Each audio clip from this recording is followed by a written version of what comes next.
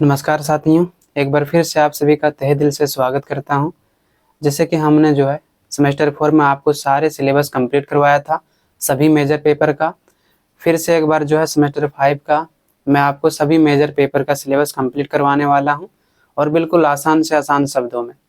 तो ये वीडियो उन स्टूडेंट के लिए इम्पोर्टेंट होने वाला है जो सेमेस्टर 5 के हैं और जिनका मेजर पेपर हिंदी में 9 है। तो आज का जो प्रश्न होने वाला है वो है कि राष्ट्रीय चेतना से आप क्या समझते हैं, इसकी परिभाषा और स्वरूप को विस्तार पूर्वक चर्चा करें। तो चलिए बिना देर किए आज के इस वीडियो को स्टार्ट करते हैं। जैसे कि आपका जो क्वेश्चन है वो है कि राष्ट्रीय चेतना से आप क्या समझते हैं। सबसे पहले आपको बताना है कि राष्ट्रीय चेतना क्या है, उसके बाद आपको इसकी परिभाषा देना है कि राष्ट्रीय चेतना का परिभाषा क्या है, और फिर इसका स्वरूप के बारे में बताना है। जैसे कि इस वीडियो को स्टार्ट करने से पहले मैं आपको थोड़ा सा बता देता हूँ कि आपको एक बेहतर आंसर कैसे लिखना है। जैसे कि आप सभी को पता होगा कि आपको 15 मार्क्स के 4 क्वेश्चंस लिखने होते हैं। यानी अगर 15 मार्क्स के 4 क्वेश्चंस होते हैं तो टोटल 60 अंक हो जाता है। 15 मार्क्स के जो क्वेश्चंस होते हैं आपको कितने शब्दों में लिखने होते हैं, तो 4 से 450 शब्दों में लिखने होते हैं, यानी कि 4 से 5 पेज में। आप अगर 4 से 5 पेज के अंदर लिखते हो तो आपके काफ़ी अच्छे मार्क्स आते हैं। लेकिन बहुत सारे स्टूडेंट होता है ना कि 2-3 पेज लिख के आराम से आ जाता है और कहता है कि मेरा अच्छा रिजल्ट नहीं आया। इसीलिए आप सभी से कहना चाहूँगा कि आप अगर अच्छा मार्क्स लाना चाहते हो तो मिनिमम आप 4 पेज लिखें और मैक्सिमम 5 पेज लिखें, अगर आपके पास समय मिलता है तो। मेरा यकीन मानिए बहुत ही अच्छे मार्क्स आएगा, क्योंकि हमने खुद एक्सपेरिमेंट किया हुआ है। चलिए हम लोग टॉपिक्स पर आते हैं। सबसे पहले आपको परिचय देना है, इंट्रोडक्शन देना है कि जो राष्ट्रीय चेतना है किसी भी देश के विकास के लिए उनकी आत्मा होती है। राष्ट्रीय चेतना क्या होती है? किसी भी देश के विकास के लिए उनकी आत्मा होती है। यह वह शक्ति है जो देश के नागरिकों को उनकी संस्कृति, इतिहास, सामाजिक मूल्यों, भाषा, राजनीतिक अधिकारों और आत्मनिर्भरता के प्रति जागरूक करती है। यानी राष्ट्रीय चेतना किसी भी देश के लिए होना बहुत जरूरी है दोस्तों। अगर राष्ट्रीय चेतना नहीं है वहाँ के नागरिकों के बीच तो वह राष्ट्र चल ही नहीं पाएगा। उस राष्ट्र में हमेशा आंतरिक विद्रोह होता रहेगा। इसलिए राष्ट्रीय चेतना का होना बहुत जरूरी है, और हम सभी भारतीयों के अंदर राष्ट्रीय चेतना कूट कूट के भरा हुआ है। यही कारण है कि आज हमारे देश आज़ाद हुए 75 साल हो चुके हैं, उसके बावजूद हम लोग अनेकता में एकता का भाव महसूस करते हैं। यही तो हमारी राष्ट्रीय चेतना है।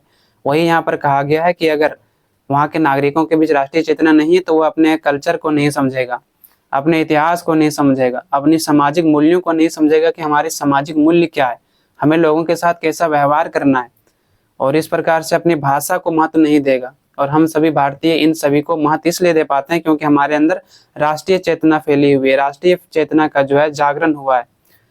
इसके अलावा राजनीतिक अधिकारों और आत्मनिर्भरता के प्रति जागरूक करता है। कौन? राष्ट्रीय चेतना। यह केवल स्वतंत्रता पाने तक सीमित नहीं है, बल्कि देश के प्रगति और सामाजिक सुधार में भी महत्वपूर्ण भूमिका निभाता है। आपको क्या लगता है कि राष्ट्रीय चेतना केवल स्वतंत्रता पाने के लिए है? नहीं। अगर आप स्वतंत्रता पा भी लिए तो आगे चलकर उस देश में आंतरिक विद्रोह होगा। जैसे कि पाकिस्तान हो गया, बांग्लादेश हो गया, और बहुत सारे ऐसे राष्ट्र है जो स्वतंत्र है, उसके बावजूद भी वहाँ आंतरिक विद्रोह होते रहता है। इसका कारण क्या है? वहाँ पर राष्ट्रीय चेतना उतनी विस्तृत रूप से नहीं फैली है जितना भारत में है। उसके बाद आपको नेक्स्ट पॉइंट बनाना है राष्ट्रीय चेतना की परिभाषा, क्योंकि आपको प्रश्न में पूछा गया कि राष्ट्रीय चेतना की परिभाषा दें। राष्ट्रीय चेतना वह साझा भावना है जो किसी भी राष्ट्र के लोगों को एकजुट करती है। यानी भारतीयों के अंदर राष्ट्रीय चेतना नहीं होती तो हम लोगों को आपस में जोड़कर नहीं रह सकता था। हम लोग हमेशा आंतरिक विद्रोह करते रहते और अलग अलग राष्ट्र की मांग करते। समझ रहे हो ना? इसीलिए राष्ट्रीय चेतना का होना बहुत जरूरी है, और राष्ट्रीय चेतना ही राष्ट्र के लोगों को एकजुट करती है। यह चेतना तब उभरती है जब समाज अपनी संस्कृति, परंपराओं, गौरवशाली इतिहास और स्वतंत्रता की आवश्यकता के प्रति जागरूक होता है, और यही जागरूकता स्वतंत्रता के लिए संघर्षों की नींव डालती है। इसका मतलब यह है कि जब भी कोई समाज में राष्ट्रीय चेतना फैलेगा तभी वह समाज विकसित होगा। इसका मतलब यह है कि समाज में जब अपनी संस्कृति, परंपरा और जो उनका इतिहास है, गौरवशाली इतिहास, उनके महत्व को समझेगा और अपने स्वतंत्रता के लिए सभी लोग एकजुट होकर स्वतंत्रता की लड़ाई लड़ेगा।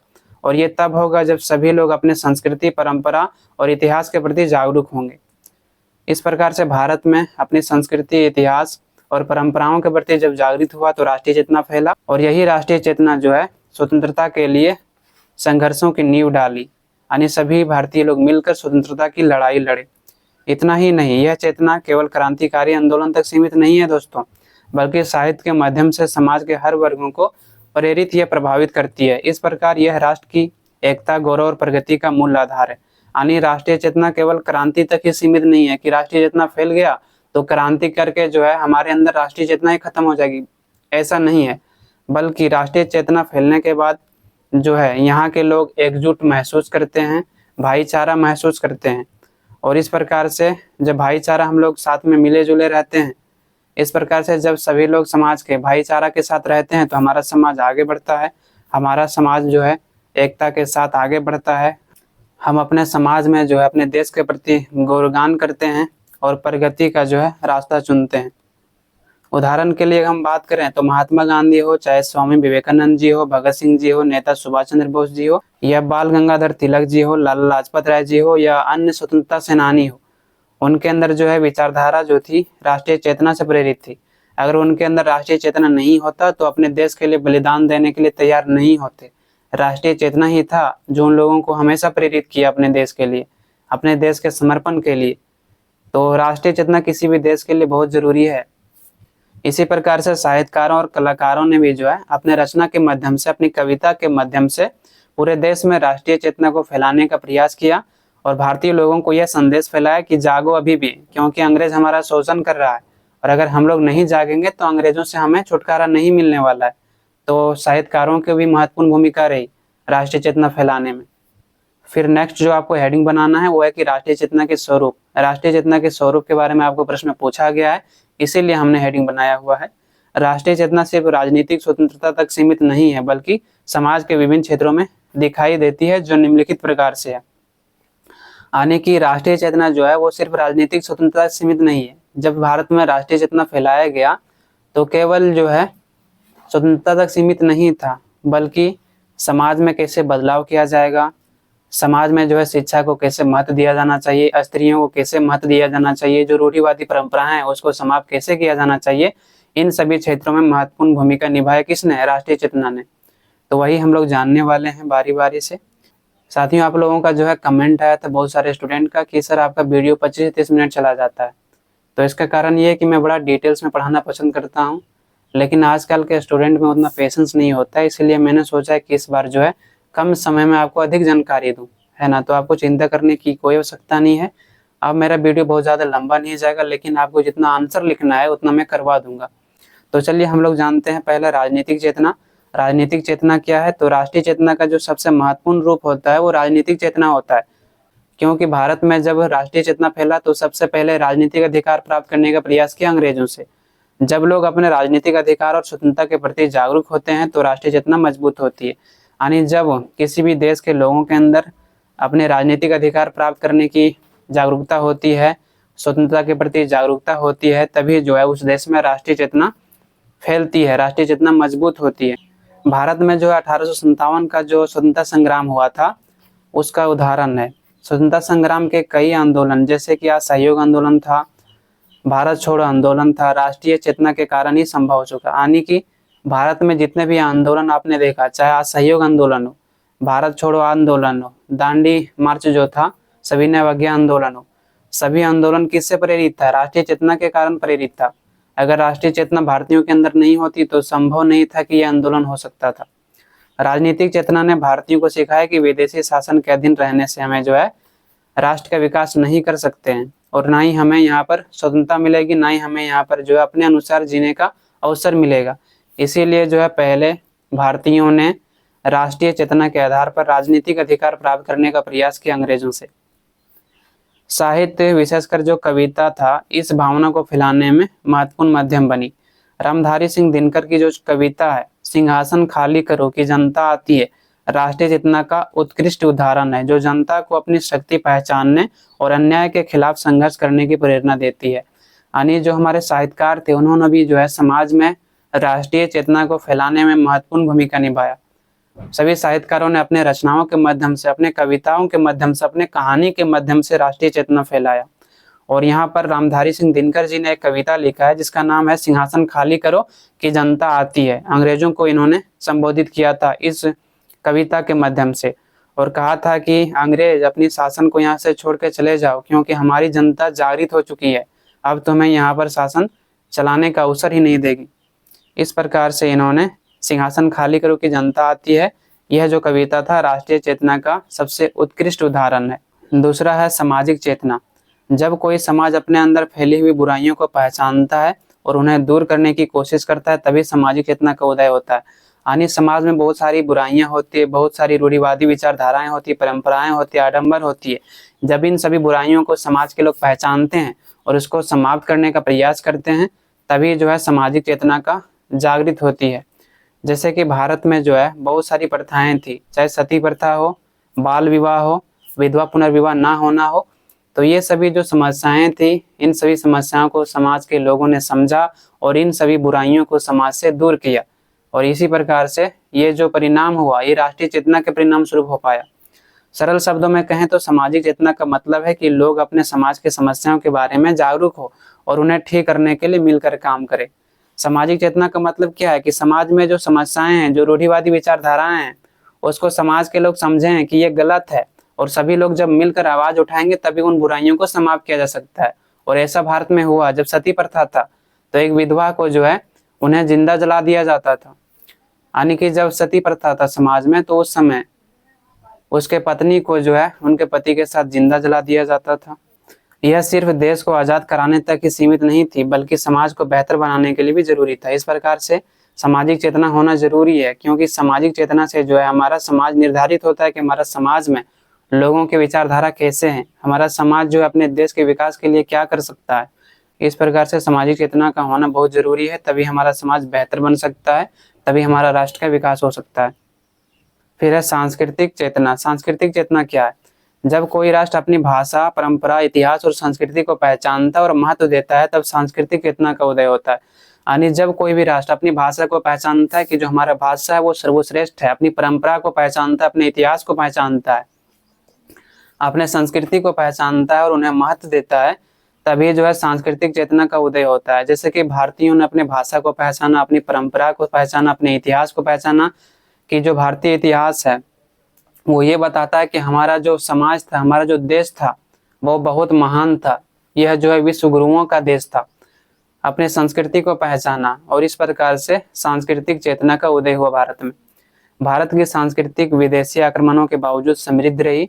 राष्ट्रीय चेतना के उदय के साथ भारतीयों ने अपने गौरवशाली अतीत को याद किया और अपनी भाषा, साहित्य, संगीत और परंपराओं को फिर से जीवित करने का प्रयास किया। यानी भारत में बहुत सारे विदेशी आक्रमणकारी आए, जिन्होंने यहाँ पर जो है तबाह कर दिया, यहाँ के लोगों के अंदर जो है घृणा फैलाया। उसके बावजूद भी जो हमारी संस्कृति है वो समृद्ध रही। राष्ट्रीय चेतना के उदय के साथ जो है भारतीयों ने यह महसूस किया कि जो हमारा अतीत था वो गौरवशाली था, इसीलिए हम अपने अतीत को महत्व देना चाहिए, अपनी भाषा को महत्व देना चाहिए, अपने साहित्य को महत्व देना चाहिए, अपने संगीत को महत्व देना चाहिए।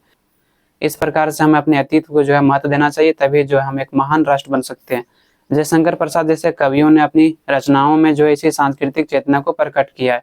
जयशंकर प्रसाद जो थे, उन सभी कवियों ने अपनी रचनाओं के माध्यम से जो सांस्कृतिक चेतना था उनको फैलाने का प्रयास किया भारतीयों के अंदर। फिर है चौथा पॉइंट, आर्थिक चेतना। आर्थिक चेतना क्या है? राष्ट्रीय चेतना का जो एक महत्वपूर्ण पहलू होता है वो आर्थिक स्वतंत्रता से जुड़ा होता है, क्योंकि जब तक कोई देश आत्मनिर्भर नहीं रहेगा तब तक जो है आर्थिक चेतना का विकास नहीं होता है। यानी कि जब तक कोई राष्ट्र आर्थिक रूप से मजबूत नहीं रहेगा तब तक उन पर जो है बहुत सारे राष्ट्र दबाव बना सकता है। जब उन पर दबाव बनाएगा तो वह जो है अपनी निर्णय स्वतंत्र रूप से नहीं ले सकेगा, अन्य राष्ट्रों के दबाव में जो है वो अपना निर्णय लेगा। यानी कहें तो विदेश नीति उसका स्वतंत्र नहीं रहेगा। जैसे कि पाकिस्तान जैसे राष्ट्र की बात करें तो वो हमेशा जो है दूसरे राष्ट्रों के साथ हाथ फैलाता है, दूसरे राष्ट्रों के साथ कर्ज लेता है, तो उनकी जो विदेश नीति स्वतंत्र नहीं है, वो या तो अमेरिका या किसी और राष्ट्रों के दबाव में आकर निर्णय लेता है। समझ रहे हो ना? जबकि भारत का जो विदेश नीति स्वतंत्र है, क्योंकि इस पर कोई दबाव नहीं बना सकता है। इसलिए दबाव नहीं बना सकता है क्योंकि हम लोग जो आर्थिक रूप से मजबूत हैं। तो ये होता है आर्थिक चेतना। महात्मा गांधी का स्वदेशी आंदोलन इसी भावना से प्रेरित था। गांधी जी ने चरखा चलाने और खादी पहनने का जो संदेश दिया वह भारतीयों में आत्मनिर्भरता की भावना विकसित करने का प्रयास था। महात्मा गांधी जी ने जो है स्वदेशी आंदोलन के दौरान कहा कि हमें स्वदेशी वस्तुओं को अपनाना चाहिए और जो विदेशी वस्तुएं हैं उनको बहिष्कार करना चाहिए।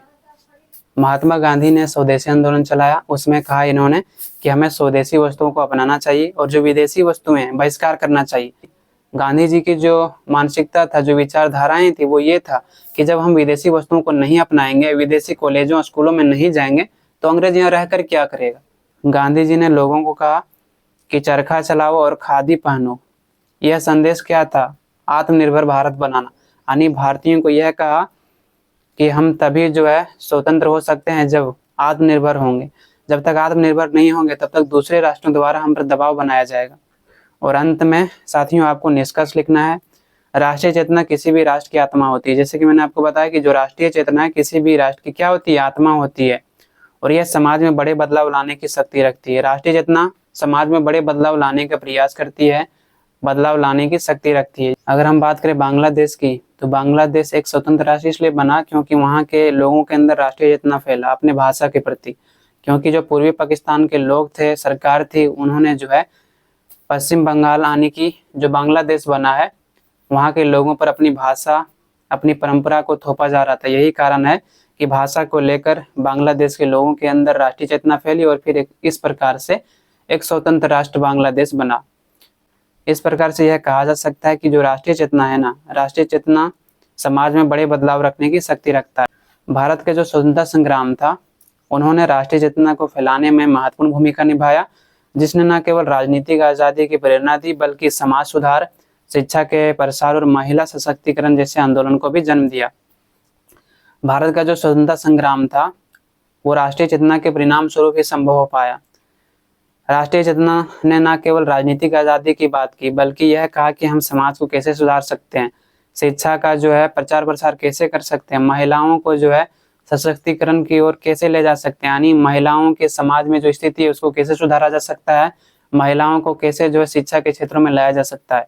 तो ये सभी जो महत्वपूर्ण बदलाव हो सके हैं वो राष्ट्रीय चेतना के कारण हो सके। इस प्रकार से यहाँ पर समाप्त होता है। आई होप आप सभी को समझ में आया होगा। आपको अगर इस वीडियो से थोड़ी सी भी हेल्प मिली हो तो एक लाइक और सब्सक्राइब जरूर कर लें। इससे आपको लाभ ये हो कि जब भी मैं नेक्स्ट वीडियो अपलोड करूँ सबसे पहले आप तक पहुँच जाएगा।